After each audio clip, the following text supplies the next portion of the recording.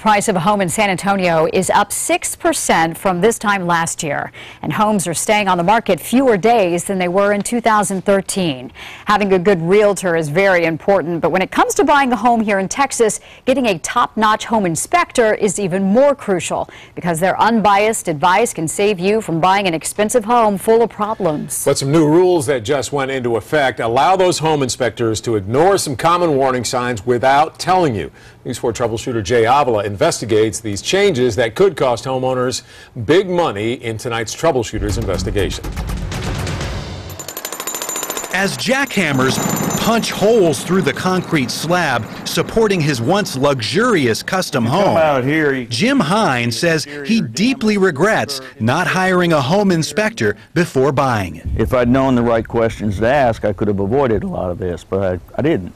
The foundation beneath Hine's Canyon Lake home split apart a few years after it was built. So if you come in here, you can creating huge cracks in the walls, floors, and window frames. This window doesn't even close. Hine believes a well-trained inspector could have warned him ahead of time about the cause of all this damage. The steep hill directly behind his home that sent a river of runoff splashing against the foundation during heavy rains. It would have been nice if somebody said, hey, if you're building up against a hill like this, you need to make sure you have some drainage issues. Home inspector Mark Eberwein says looking out for signs of poor drainage has always been a big part of an inspector's job. In the past, if there was improper drainage, an inspector was required to report that to their client, that, hey, you have improper drainage, this can affect the foundation.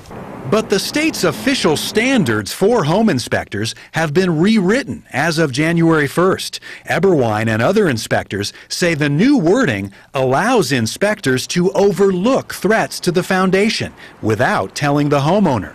For example, the standards no longer state that inspectors are required to report soil erosion, water ponding, or movement of walkways, driveways, and patios, all telltale signs of future foundation failure. It makes no sense whatsoever.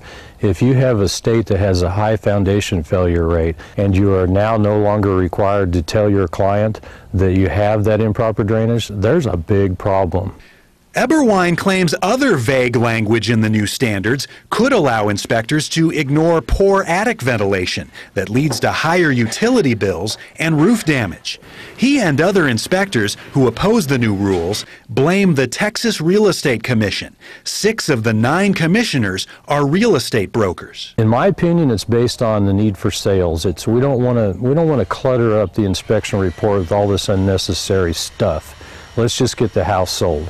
The Texas Real Estate Commission declined our request for an on-camera interview. A spokesman told me over the phone they changed the wording to remove terms that were redundant, but he claims the new standards are not weaker. When we talked to the real estate commissioner from the San Antonio area, though, he seemed to think differently. I actually opposed going in and weakening the requirements. But Weston Martinez says he ended up voting for the new standards because they include improvements to how inspectors are educated. Are these new standards designed to increase home sales by muzzling inspectors about certain things? No, I don't think so.